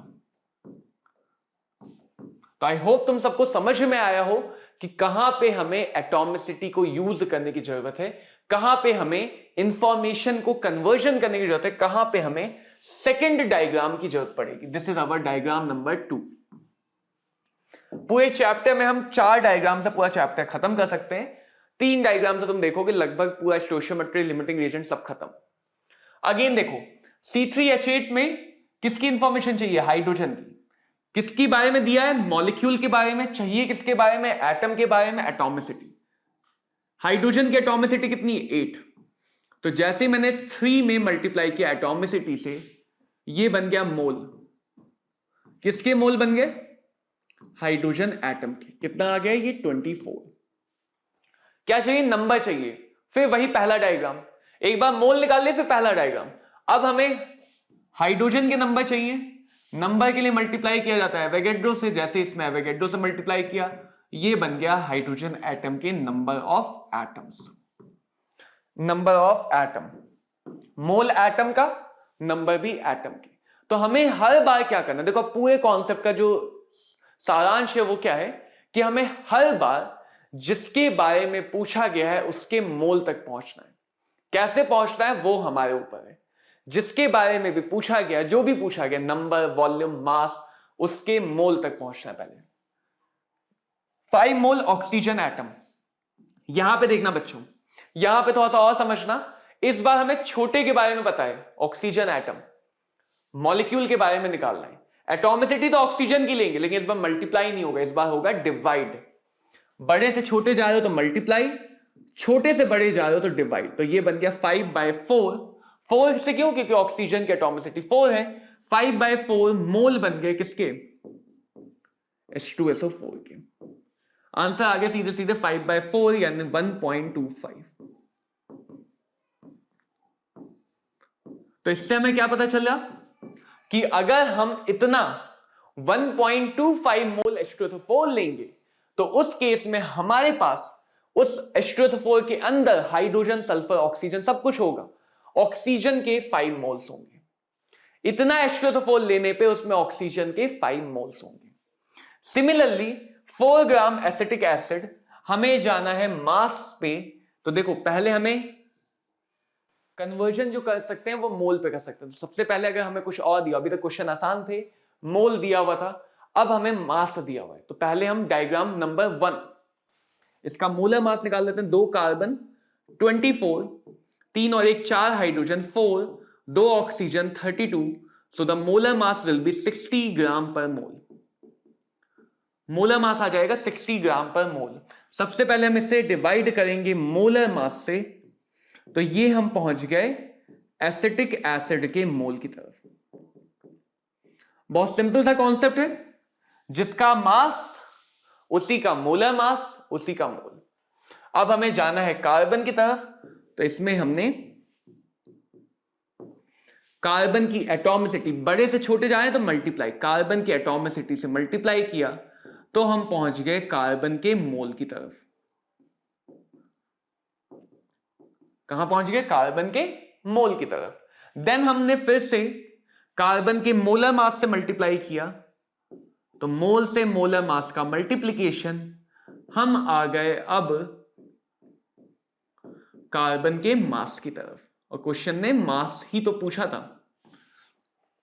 तो ऐसे क्वेश्चन बच्चों नीट एग्जाम में बहुत मिलते हैं। बात करते हैं तुम्हारे नीट एग्जाम में जितना हमने पढ़ा उससे क्या क्या चीजें आती हैं। तो बहुत सारे ऐसे क्वेश्चन आते हैं कि इन चारों ऑप्शन में से किसमें नंबर ऑफ एटम सबसे ज्यादा है, इन चारों ऑप्शन में से किसमें नंबर ऑफ मॉलिक्यूल सबसे ज्यादा है, इन चारों एटम में से किस ऑप्शन का मास सबसे ज्यादा है। तो हर एक क्वेश्चन में तुम्हें हर ऑप्शन में यही मोल कन्वर्जन करना है।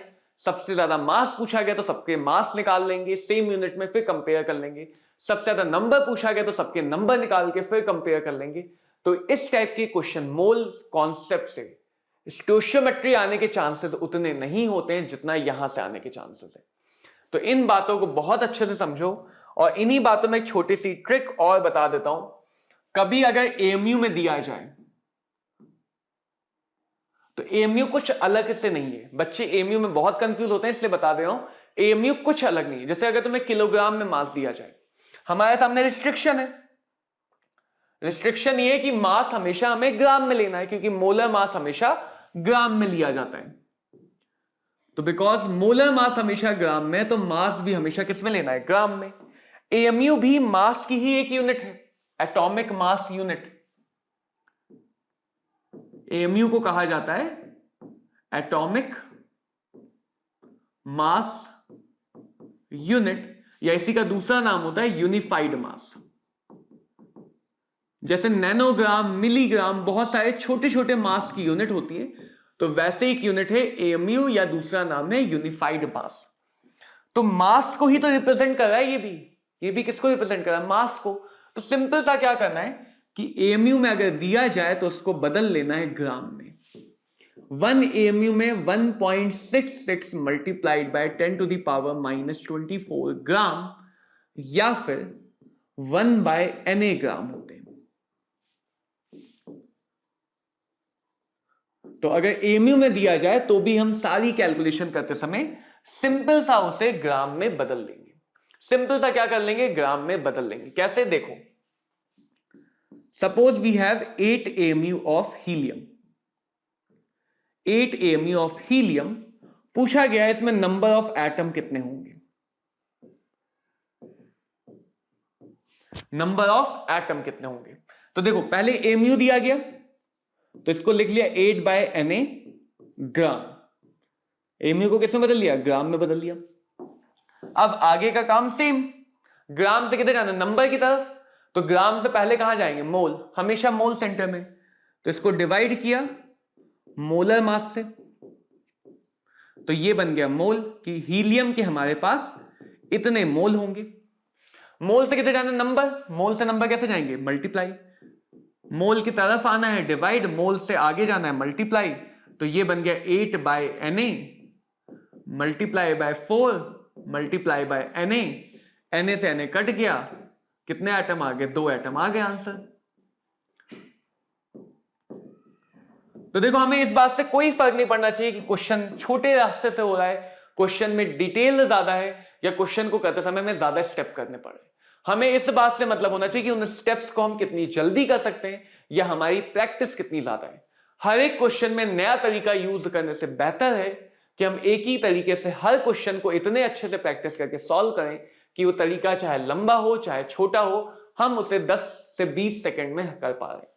तो हर बार हमें मोल को सेंटर रखना है, और सेंटर से फिर आना है जहां चाहे वहां पे, जहां जाना है वहां पे जा सकते हैं। तो ये बात हुई बच्चों मोल कन्वर्जन के बारे में। अगली बात करते हैं स्टोइशियोमेट्री के बारे में। तो बच्चे, स्टोइशियोमेट्री में क्या होता है कि जो हमने अभी तक मोल कन्वर्जन समझा, अभी तक हमने समझा कि मोल मास वॉल्यूम नंबर में कैसे कन्वर्ट करना है, उसी को अब रिएक्शंस पे अप्लाई करेंगे, यानी केमिस्ट्री के अंदर और ज्यादा चेंजेस पे अप्लाई करेंगे। तो अभी हमने समझ लिया कि मोल एक क्वांटिटी है, ठीक है। क्यों जरूरत पड़ी इस क्वांटिटी की? क्योंकि जब हम केमिस्ट्री में जाते हैं तो हम एटम भी देखते हैं, मॉलिक्यूल भी देखते हैं, आयंस भी देखते हैं, वो बहुत बड़ी बड़ी क्वांटिटीज हैं। तो उनको सिंप्लीफाई करने के लिए मोल बना लिया गया। अब जब उसी चीज को हम एक रिएक्शन में लगाते हैं, जैसे suppose we have a reaction A+, जहां पे रिएजेंट A और B मिलके हमें कोई प्रोडक्ट C और D बना के दे रहे हैं।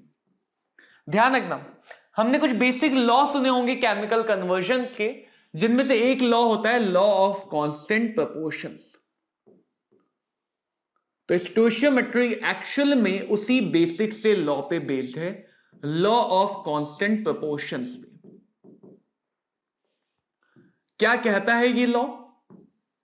कि अगर हम एक रिएक्शन को बैलेंस कर लें तो कॉफिशिएंट आते हैं P, Q, R और S। तो जैसा लॉ ऑफ कांस्टेंट प्रोपोर्शन कहता है कि जब भी कोई दो चीजें कंबाइन करती है तो हमेशा एक फिक्स रेशियो में करती है। फॉर एग्जाम्पल अगर हमारे पास वाटर है H2O, तो हाइड्रोजन ऑक्सीजन हमेशा 2:1 के रेशियो में ही कंबाइन करेंगे। सेम चीज रिएक्शन में कह सकते हैं। और ये जो कॉफिशिएंट है आगे के, ये जो आगे के नंबर्स हैं, बैलेंस कॉफिशिएंट, रिएक्शन का बैलेंस होना बहुत जरूरी है, इसलिए इनको बोलते हैं स्टोइशियोमेट्रिक कोएफिशिएंट्स। और इन कोएफिशिएंट की मदद से जो एनालिसिस की जाती है उसको कहा जाता है स्टोइशियोमेट्रिक एनालिसिस। स्टोइशियोमेट्रिक एनालिसिस। तो बेसिकली ये कोएफिशिएंट हमें वही रेशियो प्रोवाइड करते हैं, मोल का रेशियो। यानी कि हम कह सकते हैं ए के मोल, बी के मोल, इनका रेशियो P रेशियो Q होगा। यानी ए और बी की हम जितनी भी क्वांटिटी चाहे ले लें, लेकिन हमेशा जो रिएक्शन में इन्वॉल्व होगा वो P और Q रेशियो में होगा। C के लिए R रेशियो और D के लिए S रेशियो। तो एक बैलेंस इक्वेशन की स्टोइशियोमेट्री या बैलेंस इक्वेशन के कोएफिशिएंट हमें मोल का रेशियो प्रोवाइड करते हैं। क्या प्रोवाइड करते हैं? मोल का रेशियो।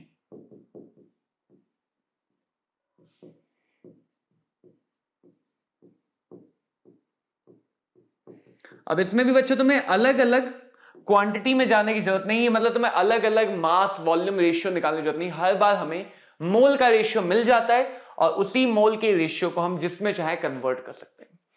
हाँ, क्योंकि मोल का रेशियो है तो सेम रेशियो वॉल्यूम का होता है, तो यही रेशियो हम वॉल्यूम पे अप्लाई कर सकते हैं। सेम रेशियो आगे चल के मोलैरिटी का रेशियो आएगा कॉन्सेंट्रेशन को, तो सेम रेशियो हम कॉन्सेंट्रेशन पे अप्लाई कर सकते हैं। और सेम रेशियो आगे चल के पार्शियल प्रेशर का भी आएगा, तो हम इसी इक्वेशन को पार्शियल प्रेशर पे भी लगा सकते हैं।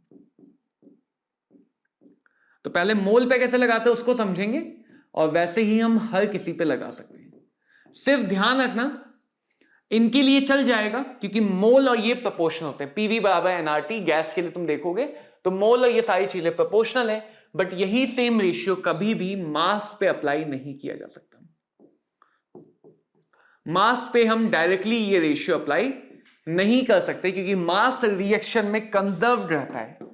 एक और लॉ हमने सुना है, law of conservation of mass, कि किसी भी केमिकल रिएक्शन में मास कंजर्व रहता है, तो यही रेशियो हम मास पे अप्लाई नहीं कर सकते हैं। दूसरा रेशियो आएगा, तो मोल के लिए करेंगे, उससे हम मास की एनालिसिस करेंगे। चलो पहले क्वेश्चन देख लेते हैं, छोटा सा नीट में आया हुआ है। Number of moles of hydrogen required to produce 20 moles of ammonia through Haber's process. अब इन क्वेश्चंस को करने के लिए रिएक्शन पता होना बहुत जरूरी है। जैसे suppose we have a reaction nitrogen plus hydrogen, ये दोनों मिलके बना के दे रहे हैं अमोनियम। ये होती है हेबर्स प्रोसेस, जहां पे नाइट्रोजन की रिएक्शन हाइड्रोजन के साथ कराई गई अमोनिया बनाने के लिए। सबसे पहला काम रिएक्शन को बैलेंस करना। 2 नाइट्रोजन 2 अमोनिया हो गए, 6 हाइड्रोजन तो 3 यहां पे लग गया। बैलेंस करते ही हम यहां पे कोएफिशिएंट का रेशियो ले सकते हैं। नाइट्रोजन के मोल बाय 1, हाइड्रोजन के मोल बाय 3, अमोनिया के मोल बाय 2। तो ये यहां पे हमने लगा दी स्टोइशियोमेट्रिक इक्वेशन। हमेशा ध्यान रखना कि जो भी इक्वेशन है वो मोल पे लगाई जाएगी, मोल की मदद से बाकी कन्वर्जन करना तो सीखा हुआ है। अब हमें किसकी क्वांटिटी गिवन है? अमोनिया के 20 मोल्स बनाने हैं, तो उसके लिए कितना हाइड्रोजन चाहिए। साथ साथ देखो, अमोनिया के 20 मोल बनाने के लिए कितना हाइड्रोजन रिएक्शन में लगेगा, तो दोनों में से रख दो। मोल ऑफ हाइड्रोजन बाय 3, अमोनिया के मोल हो गए 20 बाय 2, तो हाइड्रोजन के मोल आ गए 10 into 3 यानी कि 30 मोल्स। तो 20 मोल्स अमोनिया बनाने के लिए हमें हाइड्रोजन कितना चाहिए? हमें हाइड्रोजन लगेगा 30 मोल्स। आंसर हो गया दिल्ली, 30 मोल्स हाइड्रोजन लगेगा। अब इसी चीज को शॉर्टकट कैसे करेंगे?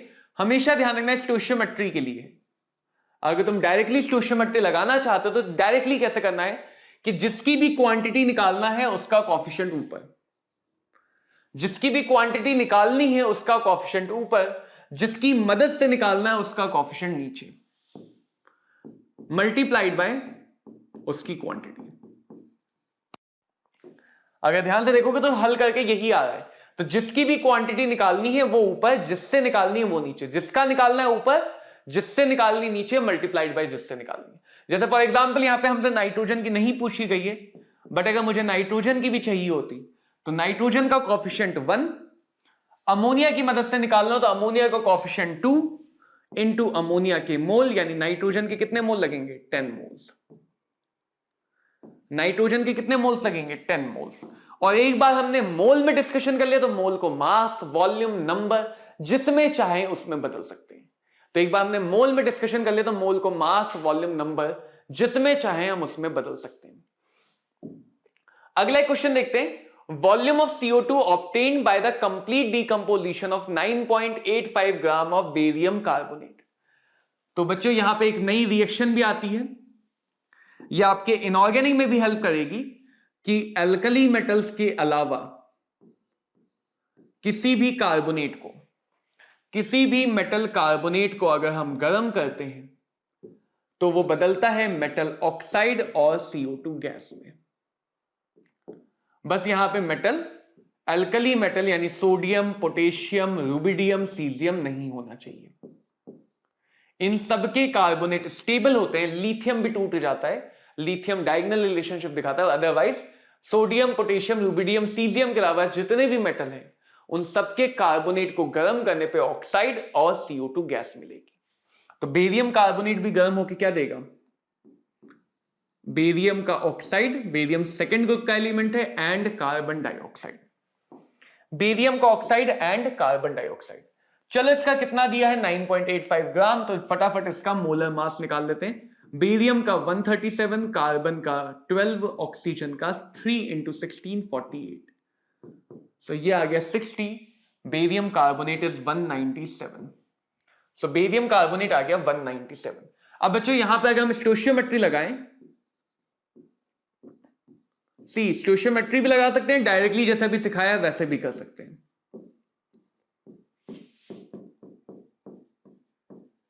हमें क्या चाहिए, CO2 का अमाउंट, किसकी मदद से, बेरियम कार्बोनेट।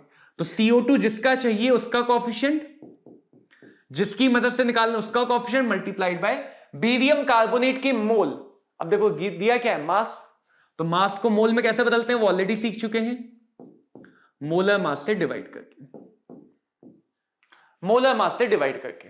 तो ये आ गया, डेसिमल हटाएंगे तो 5/100, 5/100 मोल, 5/100 मोल। तो यहां पे अब हमें मोल से चाहिए वॉल्यूम।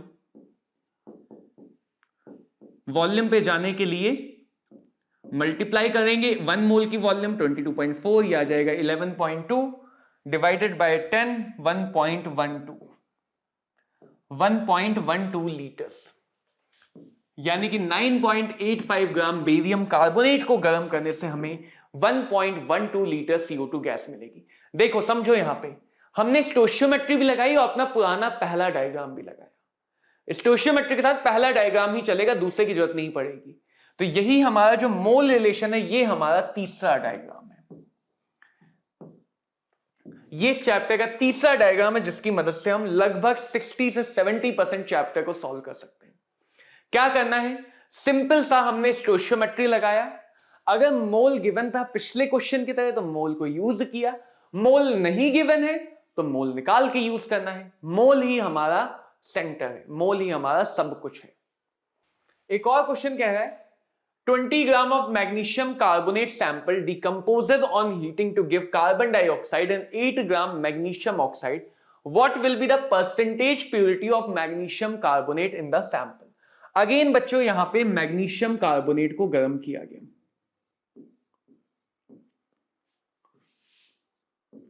तो ये दे रहा है magnesium oxide and carbon dioxide.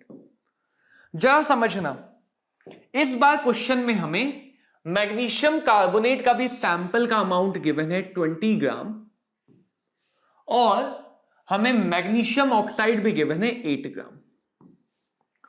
जरा ध्यान से समझना कि स्टोशियोमेट्री सॉल्व करने के लिए हमें सिर्फ एक अमाउंट चाहिए चारों में से। जैसे इस इक्वेशन में चारों में से एक भी पता है तो बाकी तीनों इक्वल टू करके निकाले जा सकते हैं। तो स्टोइशियोमेट्री लगाने के लिए हमें सिर्फ एक का अमाउंट चाहिए, यहां पे ज्यादा दिया है, 2 के अमाउंट गिवन है। और दूसरी बात ये कि प्रोडक्ट के अमाउंट में हमेशा ज्यादा श्योरिटी होती है। प्रोडक्ट के अमाउंट को यूज करके कैलकुलेशन करने से ज्यादा एक्यूरेट आंसर आने के चांसेस होते हैं। क्यों? क्योंकि हो सकता है रिएक्शन किसी वजह से बीच में रुक गई हो सकता है जो हमने रिएक्टेंट लिया वो 100% प्योर ना हो, उसमें कुछ ऐसी इंप्योरिटी, मिट्टी विट्टी पड़ी हो, धूल मिट्टी कंकड़ प्रेजेंट हो। देखो यहां क्वेश्चन कह भी रहा है परसेंटेज प्योरिटी, यानी हो सकता है कि जो सैंपल है वो 100% प्योर नहीं है। सैंपल में हमने 20 ग्राम मैग्नीशियम कार्बोनेट मान के तो चला, लेकिन उसमें कुछ धूल मिट्टी भी थी और मैग्नीशियम कार्बोनेट कम रहा, तो 20 ग्राम से तो आंसर गलत आना है ना। तो हम क्या करेंगे, जब हमें प्रोडक्ट और रिएक्टेंट दोनों तरफ क्वांटिटी अगर गिवन हो और स्टोइशियोमेट्री लगाने की जरूरत है तो हमेशा प्रोडक्ट साइड से लगाओ, ज्यादा अच्छा पड़ेगा।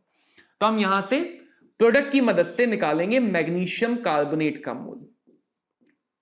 तो जिसका निकालना है वो, जिससे निकालना है वो मल्टीप्लाइड बाय जिससे निकालना है उसके मोल, जिसका जिससे जिससे। तो ये आ गया। यहां पे हमें मास गिवन है तो मास को बदल दिया, मोलर मास से डिवाइड करके, मोल में 24 + 16 40 1/5 मोल्स। तो इसका मास आ जाएगा मैग्नीशियम कार्बोनेट का mole multiplied by molar mass. Molar mass कितना हो जाएगा 60 + 24, मोलर मास तो निकालना सीख गए ना, 84। मोलर मास आ गया 84, यानी 20 ग्राम सैंपल में सिर्फ इतना ही मैग्नीशियम कार्बोनेट है, लगभग 16 ग्राम के आसपास। 20 ग्राम सैंपल में लगभग 16-17 ग्राम के आसपास ही मैग्नीशियम कार्बोनेट है। तो परसेंटेज प्योरिटी निकालने का मतलब कि एक्चुअल में कितना मैग्नीशियम कार्बोनेट है 84/5, कितना था टोटल 20, परसेंटेज है तो इंटू 100, तो यहां से हमें मिल जाएगा 84%। 84%, यानी कि सैंपल में जितना भी हमने लिया उसमें सिर्फ 84% ही मैग्नीशियम कार्बोनेट है, बाकी इंप्योरिटीज है। सिर्फ 84% ही मैग्नीशियम कार्बोनेट है, बाकी हमारे पास सब कुछ इंप्योरिटीज है। तो कभी भी परसेंटेज प्योरिटी वाली बात है, अगेन से हम स्टोइशियोमेट्री की मदद से कितना रिएक्टेंट एक्चुअल में है वो निकाल सकते हैं। कैसे पता कि एक्चुअल में इतना है? क्योंकि जितना एक्चुअल में होगा उतना ही तो प्रोडक्ट बना पाएगा, उतना ही तो रिएक्शन कर पाएगा। तो जितना एक्चुअल में है वही अमाउंट हमें निकालना होता है, वही अमाउंट हमें निकालना होता है। नोटिस करोगे बच्चों, हम क्वेश्चन के अकॉर्डिंग तरीका नहीं बदल रहे हैं, हम क्वेश्चन के अकॉर्डिंग सिर्फ और सिर्फ कैलकुलेशन बदल रहे हैं। कहीं पे मास, कहीं पे वॉल्यूम, कहीं पे नंबर कैलकुलेशन। जैसे क्वेश्चन और देखते हैं, mass of carbon anode consumed in the production of 270 kilogram of aluminum metal from bauxite by the Hall process। अब अगर इस क्वेश्चन को मैं तुम्हें करने को दूं खुद से, कि वीडियो को पॉज करो, एक बार खुद से सॉल्व करने की कोशिश करो, तो बिल्कुल कोशिश करो। अगर तुम इस क्वेश्चन में अटकते हो रिएक्शन लिखने में, वो यहां का फॉल्ट नहीं है, वो फॉल्ट है इनऑर्गेनिक केमिस्ट्री का, वो फॉल्ट है मेटलर्जी का, कि तुमने वो रिएक्शन अभी शायद नहीं पढ़ी है, सिखाई जाएगी तो सीख जाओगे। तो फिजिकल केमिस्ट्री में रिएक्शन में अटकना फिजिकल केमिस्ट्री का फॉल्ट मत मानना, इससे खुद को डीमोटिवेट मत करना कि सर हमसे तो रिएक्शन ही नहीं लिखी जा रही है, हम तो रिएक्शन बैलेंस ही नहीं कर पा रहे, हम कैसे सॉल्व करें। तो अभी के लिए मदद लेके रिएक्शन लिख लो, मदद लेके उसको बैलेंस कर लो। जैसे मैं तुम्हारी मदद कर देता हूं, एल्यूमिनियम जब बनाते हैं तो एल्यूमिना Al2O3 की मदद से बनाते हैं, कार्बन की मदद से उसको रिड्यूस करते हैं, कार्बन एनोड लेके तो एल्यूमिनियम और CO2 गैस बनती है। बैलेंस करोगे तो इधर आ जाएगा 4 एल्यूमिनियम, 6 के लिए यहां पे आ जाएगा 3 CO2, यहां पे आ जाएगा 3। अब आगे का काम तुम करो, वीडियो को करो इसी वक्त पॉज तत्काल में, और आगे का काम करो कि इसको सॉल्व करना है। फिर देखना, कार्बन एनोड का मास, यानी ये पूछा गया है, क्या बनाया गया, ये बनाया गया है, किलोग्राम में दिया है, कोई दिक्कत नहीं, किलोग्राम में ही आएगा, ग्राम में बदल लेंगे। तो पहले देखो कार्बन का मोल स्टोइशियोमेट्री, जिसका निकालना है उसका कोएफिशिएंट जिससे निकालना है उसका कॉफिशिएंट मल्टीप्लाइड बाय एल्यूमिनियम का मोल। तो कार्बन आ गया 3/4, 270 किलोग्राम है, तो 270 into 1000 gram divided by aluminium का मोलर मास 27। क्या किया हमने यहां पे, मोल चाहिए तो पहले मोल में बदल दिया, अलग से कन्वर्जन नहीं करेंगे, अब मास में आ जाते हैं क्योंकि मास में जाना है। तो 3/4 इंटू 10 इंटू ये मोल आया था, मोल को मास में कैसे बदलेंगे, मल्टीप्लाई बाय मोलर मास। मोल को मास में कैसे बदला, मल्टीप्लाई बाय मोलर मास। चाहो तो वापस से 1000 हटा के ग्राम को किलोग्राम कर लो। 339 इंटू 10 ये आ गया 90 किलोग्राम। बहुत आसानी से हमें आंसर मिल गया कि 270 किलोग्राम एल्यूमिनियम बनाते समय 90 किलोग्राम कार्बन कंज्यूम होगा। 270 किलोग्राम एल्यूमिनियम बनाते समय 90 किलोग्राम कार्बन कंज्यूम होगा। अब बच्चों स्टोइचियोमेट्री से जुड़ा हुआ ही अगला टॉपिक आता है जिसको कहते हैं लिमिटिंग रिएजेंट। लिमिटिंग का मतलब क्या है, लिमिट में।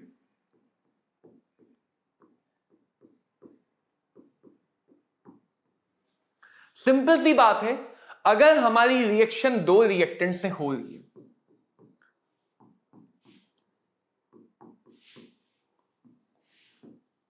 जिसमें हमें साफ साफ दिखना चाहिए कि नाइट्रोजन के हर एक 1 मोल लेने पे मोलर रेशियो 1:3, यानी नाइट्रोजन के हर एक 1 मोल लेने पे हाइड्रोजन के 3 मोल्स की जरूरत है।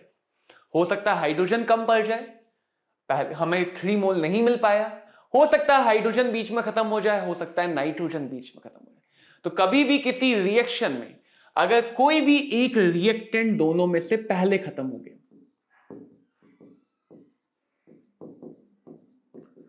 और जैसे ही एक रिएक्टेंट खत्म होगा पूरी तरह से, वैसे ही रिएक्शन रुक जाएगी। तो कोई भी रिएक्शन अगर एक से ज्यादा रिएक्टेंट से होती है और कोई एक रिएक्टेंट रिएक्शन में बीच में ही साथ छोड़ देता है, बीच में ही साथ छोड़ देता है, रिएक्शन को रोक देता है, तो इसका मतलब वो रिएजेंट पहले खत्म हो गया, उसकी क्वांटिटी जितनी चाहिए थी उससे कम है, और ऐसे रिएजेंट को ही कहा गया लिमिटिंग रिएजेंट। तो बहुत आसान सी बात है, लिमिटिंग रिएजेंट होने के लिए उसका पहले कंज्यूम होना कंपलसरी है। कंज्यूम होना कंपलसरी है। कंज्यूम हुआ तो रिएक्शन को बीच में रोक देगा, तो रिएक्शन कब तक होनी है, कितनी होनी है, कंट्रोल कौन कर रहा है, कंट्रोल कौन कर रहा है, लिमिटिंग रिएजेंट। और लिमिटिंग एजेंट क्योंकि बीच में रोक देगा तो हमेशा प्रोडक्ट का अमाउंट कम बनाएगा, प्रोडक्ट का अमाउंट उतना नहीं बन पाएगा जितना बनना चाहिए, बल्कि उससे कम बनेगा। और सिंपल सी बात यह है कि लिमिटिंग रिएजेंट उन्हीं रिएक्शन में यूज हो सकता है जहां पे हमें 2 या 2 से ज्यादा रिएक्टेंट का अमाउंट गिवन हो, क्योंकि अगर अकेला रिएक्टेंट है तो वही खत्म होगा, वही कंट्रोलिंग है। लिमिटिंग कब यूज होगा, जब 2 या 2 से ज्यादा हो, और ये वाली रिएक्शन की ये वाली प्रॉपर्टी ही लिमिटिंग रिएजेंट की पहचान कराएगी। जो प्रोडक्ट कम बनाए तो प्रोडक्ट कम कैसे बनाएगा, स्टोइचियोमेट्री लगाओ। जैसे मान लो हमारे पास रिएक्शन है Pa plus QB gives product. तो अभी तक तो हमने समझ लिया ना, जिसका भी अमाउंट निकालना है उसका मोल बाय कोएफिशिएंट होता है, तो मोल बाय कोएफिशिएंट की कंपैरिजन कर लेते हैं। इन दोनों में से जो भी छोटा है,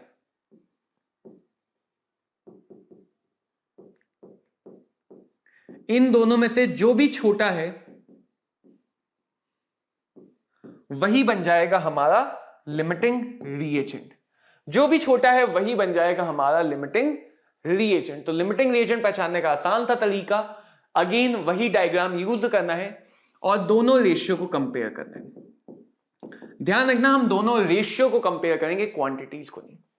जैसे क्वेश्चन को देखते हैं, क्वेश्चन कह रहा है हमसे 1 mole of ammonia and 1 mole of O2 are made to react. तो हमें बताना है कुछ ऑप्शंस में करेक्ट कौन सा है। रिएक्शन गिवन है, इसका भी अमाउंट गिवन है, इसका भी अमाउंट गिवन है। ये पहचान है कि जिस भी क्वेश्चन में हमें एक से ज्यादा रिएक्टेंट का अमाउंट गिवन है, वहीं पे लिमिटिंग फाइंड करना है पहले। चलो पहले फाइंड करते हैं लिमिटिंग। अमोनिया के मोल डिवाइडेड बाय कोफिशिएंट,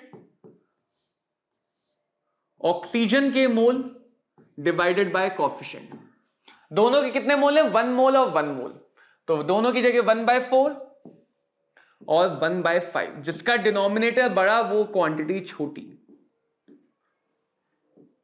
तो हमें पहली बात पता चल गई कि ऑक्सीजन छोटा है, इसका मतलब ऑक्सीजन पहले खत्म होगा और ऑक्सीजन बन गया हमारा लिमिटिंग रिएजेंट। ऑक्सीजन बन गया लिमिटिंग रिएजेंट। तो क्या पहली बात सही है? All the oxygen would be consume, बिल्कुल सही बात। All the ammonia would be consume, नहीं।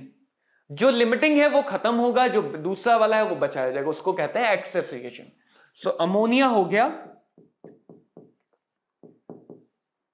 Access reagent. अमोनिया क्या हो गया? Access reagent. अगली बात पे आते हैं, कितना NO और कितना वाटर बनेगा। तो देखो NO की मोल निकालने हैं। हमेशा ध्यान रखो, कंट्रोल कौन करता है? लिमिटिंग वाला। कंट्रोल कौन करेगा? लिमिटिंग वाला। तो लिमिटिंग की मदद से निकालेंगे। जिसका निकालना है उसका कोफिशिएंट, जिससे निकालना है उसका कोफिशिएंट इनटू उसकी क्वांटिटी। तो NO को किसकी मदद से निकालेंगे? ऑक्सीजन, जो लिमिटिंग है उसकी मदद से। ऐसे ही वाटर को किसकी मदद से निकालेंगे? ऑक्सीजन की मदद से। जिसको निकालना है बाय जिससे निकालना है मल्टीप्लाइड बाय 1। तो इन दोनों को निकाला गया ऑक्सीजन की मदद से। क्यों? क्योंकि ऑक्सीजन ही लिमिटिंग रिएजेंट है। ऑक्सीजन ही लिमिटिंग रिएजेंट है। जो लिमिटिंग है उसी से निकालेंगे। ये आ जाएगा 0.8, ये आ जाएगा 1.2।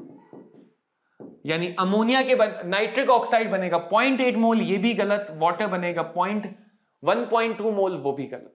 तो हमारा ऑप्शन ए सही आ गया कि सारा का सारा ऑक्सीजन कंज्यूम होगा, क्योंकि ऑक्सीजन है लिमिटिंग रिएजेंट। तो स्टोइचियोमेट्री में ही लिमिटिंग रिएजेंट्स जुड़ के क्वेश्चन बनता है। चलो बच्चों अगला क्वेश्चन देखते हैं। 10 gram of hydrogen, 64 gram of oxygen were filled in a steel vessel and exploded. Amount of water produced in this reaction will be. तो यहां पे रिएक्शन क्या हो रही है? हाइड्रोजन प्लस ऑक्सीजन, ये दोनों मिलके वाटर बना रहे हैं। अगर मैं यहां पे बैलेंस करूं तो 2 हाइड्रोजन 2 वाटर। क्या मुझे हाइड्रोजन ऑक्सीजन दोनों की क्वांटिटी गिवन है? बिल्कुल हां। क्या मुझे लिमिटिंग रिएजेंट निकालना है? बिल्कुल। लिमिटिंग रिएजेंट निकालने के लिए हम क्या करते हैं? तो सर यहां पे हम कोफिशिएंट को कंपेयर करते हैं, मोल रेशियो को कंपेयर करते हैं। हाइड्रोजन के 10 ग्राम है, मोलर मास से डिवाइड करेंगे। H2 जब भी डिफॉल्ट हमेशा मॉलिक्यूल होता है तो H2 बन गया और ये बन गया O2। ध्यान रखना कि कहीं भी अगर डिफॉल्ट नहीं बोला गया कुछ तो बाय डिफॉल्ट हमेशा हम मॉलिक्यूलर फॉर्म कंसीडर करते हैं। यानी सिर्फ हाइड्रोजन बोला गया तो H2 ही मान के चलेंगे। अनलेस अंटिल क्वेश्चन खुद तुम्हें H एटम ना बोल दे, तब तक हम हमेशा हाइड्रोजन के मॉलिक्यूल को मान के चलेंगे। ऐसे ही ऑक्सीजन का कितना है? 64, कोफिशिएंट 1, ऑक्सीजन का मोलर मास 32। तो ये आ गया 5/2 और ये आ गया 2। साफ साफ दिख रहा है, ये 2.5, ये 2। तो ऑक्सीजन बन गया लिमिटिंग रिएजेंट। ऑक्सीजन क्या बन गया? Limiting reagent. अब जिसका भी अमाउंट निकालना है, हाइड्रोजन का निकालना है वो भी ऑक्सीजन की मदद से, वाटर का निकालना है वो भी ऑक्सीजन। तो रिएक्शन में बाकी किसी भी चीज का अमाउंट हमेशा लिमिटिंग रिएजेंट डिसाइड करेगा। तो वाटर का अमाउंट के लिए पहले वाटर का मोल आएगा, जिसका निकालना है मल्टीप्लाइड बाय, देखो ऑक्सीजन के लिए तो हम पूरा सॉल्व कर चुके हैं पहले से ही। ऑक्सीजन का पहले से सॉल्व था तो वही रख दिया सीधे। तो वाटर के कितने मोल आ गए? 4। वाटर के मोल कितने आ गए? 4। वाटर का क्या चाहिए? मोल चाहिए, तो मोल आ गए 4। हाइड्रोजन बचा, जैसे मान लो मुझे निकालना हो हाइड्रोजन कितना है। मान लो बच्चों मुझे निकालना हो कि हाइड्रोजन कितना है, तो हाइड्रोजन आ जाएगा। हाइड्रोजन का निकालना है तो हाइड्रोजन के मोल, कोफिशिएंट मल्टीप्लाइड बाय ऑक्सीजन का पूरा, तो ऑक्सीजन का कितना है? 2। यानी हाइड्रोजन के भी 4 मोल तो मास आ गया 8 ग्राम। अब देखो ये 8 ग्राम क्या है, ये 8 ग्राम एक्चुअल में वो क्वांटिटी है जो रिएक्शन में यूज है, क्योंकि अकेला ऑक्सीजन तो रिएक्शन करेगा नहीं, ऑक्सीजन के साथ हाइड्रोजन भी करेगा।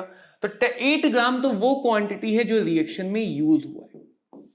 तो हम लिमिटिंग रिएजेंट की मदद से ये भी पता कर सकते हैं, लिमिटिंग रिएजेंट की मदद से हम ये भी पता कर सकते हैं कि जो हमारा दूसरा रिएजेंट है वो कितना यूज हुआ है, जो हमारा दूसरा रिएजेंट है वो कितना यूज हुआ है। तो बचा हुआ हाइड्रोजन हम निकाल के बता पाएंगे, बचा हुआ हाइड्रोजन आ गया 10 ग्राम माइनस 8 ग्राम यानी कि 2 ग्राम। तो हम ये भी बता सकते हैं। एक और क्वेश्चन देखते हैं बच्चे इस पे। When 22.4 liters of hydrogen is mixed with 11.2 liters of chlorine, each at STP, the mole of HCl formed is. Again अगर हम देखें तो क्योंकि यहाँ पे हमें हाइड्रोजन और क्लोरीन दोनों की क्वांटिटी गिवन है, यानी यहां भी लिमिटिंग रिएजेंट फाइंड करना है। कैसे करेंगे? मोल ऑफ हाइड्रोजन, पहले यहां पे रिएक्शन लिख लेते हैं। तो हाइड्रोजन की जब क्लोरीन से रिएक्शन होती है यहां बनता है HCl। अब दोनों को कोएफिशिएंट 1 है तो डायरेक्टली हम यहां पे कंपेयर भी आसानी से कर पाएंगे। Mole of hydrogen by 1, mole of chlorine by 1, दोनों के 22.4 और 11.2 लीटर लिए गए हैं। सो हाइड्रोजन के लिए हो जाएगा 22.4 डिवाइडेड बाय 22.4 मोल में बदलने के लिए कोएफिशिएंट 1, क्लोरीन के लिए गए हैं 11.2 litre divided by 22.4 litre coefficient 1। तो साफ साफ यहां पे दिख रहा होगा कि दोनों में से क्लोरीन का रेशियो कम है। और एक और बात बच्चों यहीं पे नोटिस करनी है, क्योंकि वॉल्यूम कन्वर्जन दोनों के लिए सेम आता है, इसीलिए मैंने कहा था वॉल्यूम का रेशियो भी वही होगा जो मोल का रेशियो। जैसे हम स्टोइचियोमेट्री को मोल पे लगाते हैं बिल्कुल सेम वैसे ही वॉल्यूम पे लगा सकते हैं।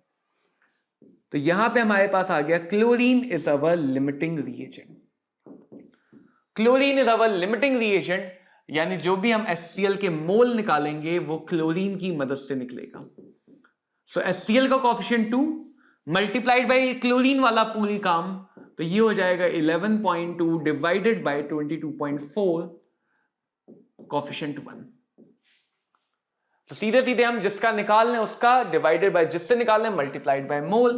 सो HCl के मोल आ गए 1 मोल, यानी कि गिवन कंडीशन में HCl हमारे पास कितना बनेगा 1 मोल।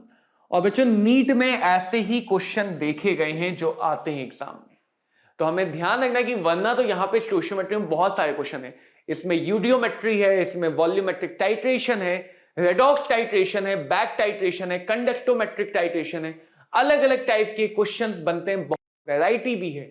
बट नीट हमसे स्टोइचियोमेट्री में सिर्फ उतना ही बेसिक पूछता है जितना एनसीईआरटी में पूछा गया है या जितना एनसीईआरटी में दिया गया है। तो लिमिटिंग रिएजेंट को बहुत सिंपल सा स्टोइचियोमेट्री से जोड़ के रखना है। तो एक और क्वेश्चन देखते हैं बच्चों कि 1 ग्राम मैग्नीशियम को 0.56 ग्राम ऑक्सीजन के साथ जलाया गया है, कौन सा रिएक्टेंट एक्सेस में है और कितना। इस क्वेश्चन में हमें फाइंड करना है कि कौन सा रिएजेंट एक्सेस में है। तरीका वही रहने वाला है, पहले रिएक्शन को लिख लेते हैं। हम किसी भी मेटल को अगर ऑक्सीजन से जलाते हैं हमें वहां पे मिलता है मेटल का ऑक्साइड। क्योंकि हमें इन्हीं दोनों की बातें करनी है, लिमिटिंग रिएजेंट एक्सेस रिएजेंट को समझना है, तो इन दोनों की स्टोइचियोमेट्री को लेकर आगे बढ़ जाते हैं। Magnesium metal divided by 2, oxygen metal divided by 1, दोनों के मोल के रेशियो को कंपेयर करते हैं। सो यह आ जाएगा 1/2 इंटू 24। 1 ग्राम था तो उसको 1/24 मोल्स में बदल लिया, मोलर मास से डिवाइड करके। सिमिलरली ऑक्सीजन के लिए 0.56 डिवाइडेड बाय 1 इंटू 32। अब देखो बच्चों इसको पूरा सॉल्व करने की जरूरत नहीं है, ये लगभग 48 है, ये लगभग 1/48 है। और अगर इसको देखो तो ये लगभग 0.5 आधा होता है ना, तो लगभग 1/64 है। बहुत अंतर है दोनों में, तो सीधे सीधे दिख रहा है कि ये वाला छोटा है, यानी अगर ऑक्सीजन वाला छोटा है तो हमें पूरा कैलकुलेट नहीं करना है कंपेयर करते समय, जितना कम कैलकुलेशन से कंपेयर कर लें उतना अच्छा। तो इंफॉर्मेशन मिल गई कि अवर लिमिटिंग रिएजेंट इज ऑक्सीजन। तो one thing is confirm, access reagent magnesium है। अब कितना मैग्नीशियम एक्सेस में है वो हमें निकालना है, और उसके लिए भी जरूरत पड़ती है लिमिटिंग रिएजेंट की। अगेन स्टोइचियोमेट्री लगाएंगे मैग्नीशियम और ऑक्सीजन पे। बट इस बार मैग्नीशियम की क्वांटिटी निकलेगी ऑक्सीजन की मदद से। 2 मल्टीप्लाइड बाय ऑक्सीजन का कितना आया था 0.56 डिवाइडेड बाय 32। सो यहां से मास आ जाएगा मैग्नीशियम का 2 multiplied by 0.56 divided by 32 which is mole, mole multiplied by molar mass.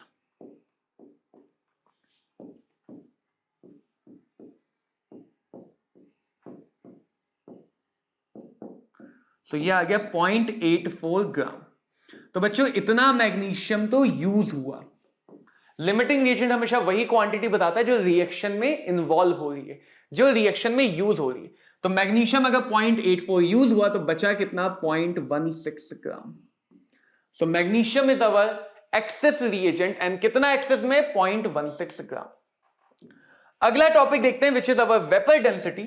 So vapour density क्या होता है, इसका यूज पड़ेगा आगे आने वाले टॉपिक जिसको बोलते हैं इंपिरिकल एंड मॉलिक्यूलर फॉर्मूला। किसी भी गैस के लिए वेपर डेंसिटी डिफाइन होती है उस गैस की डेंसिटी डिवाइडेड बाय सबसे हल्की गैस यानी कि hydrogen gas. So by definition अगर बात करें so vapour density means density of a gas with respect to the smallest lightest gas which is hydrogen. और ये गैसियस इक्वेशन से आता है कि डेंसिटी ऑफ गैस का रेशियो मोलर मास के रेशियो के बराबर होता है। सो गैस का molar mass divided by hydrogen का मोलर मास। और यही बच्चों यूज बन जाता है वेपर डेंसिटी का one and only use, that vapour density is equal to molar mass of any gas divided by 2। कभी भी किसी क्वेश्चन में यदि हमें वेपर डेंसिटी दिया जाएगा तो वो किस लिए दिया जाएगा, वो इसीलिए दिया जाएगा जिससे हम उसका मोलर मास कैलकुलेशन कर सकें। कौन सी? Molar mass calculation. तो जरा देखा जाए 0.24 gram of a volatile gas upon vaporisation gives 45 ml of vapour at NTP. तो अगर हम यहां पे देखें तो गैस के 0.24 ग्राम डिवाइडेड बाय गैस का मोलर मास, ये बराबर होगा मोल के, और यही बराबर होगा एनटीपी पे वॉल्यूम, क्योंकि 45 ml है तो इसको 1000 से डिवाइड कर देंगे लीटर बनाने के लिए, divided by 22.4। So molar mass of gas will be 22.4 into 240 divided by 45। अब बच्चों ये आ गया हमारे पास molar mass, so vapour density आ जाएगी। Vapour density is equal to molar mass divided by 2, 22.4 into 240 divided by 45 into 2। So vapour density निकालने के लिए सिंपली बस मोलर मास लेना है, उसको 2 से डिवाइड करना है। So the vapour density will be 59.73 के आसपास आएगा and that will be our answer. Option B is our correct answer. तो ये सारी बातें हुई आज मोल के बारे में, मोल कन्वर्जन के बारे में, स्टोइचियोमेट्रिक एनालिसिस और लिमिटिंग रिएजेंट के बारे में। ये चैप्टर का बच्चों पहला 3/4 सेक्शन समझ सकते हो कि इसमें हमने मोल, स्टोइचियोमेट्री और लिमिटिंग रिएजेंट को समझा है, जिसपे हमें बेसिक क्वेश्चन मिलते हैं। तो आप लोग का आज का काम ये होना चाहिए कि आप इस चैप्टर से रिलेटेड इन टॉपिक्स के PYQs लगाएं, क्वेश्चंस की प्रैक्टिस करें और कोशिश करें कॉन्सेप्ट को दिमाग में बैठाने की। कम समय में ज्यादा से ज्यादा चीजें हमें दिमाग में बैठा के ही नीट का एग्जाम देने जाना है। तो इस लेक्चर के अगले पार्ट में बहुत जल्दी मिलेंगे, तब तक पढ़ते रहो, मस्त रहो, हंसते रहो। ऑल द वेरी बेस्ट बेटा।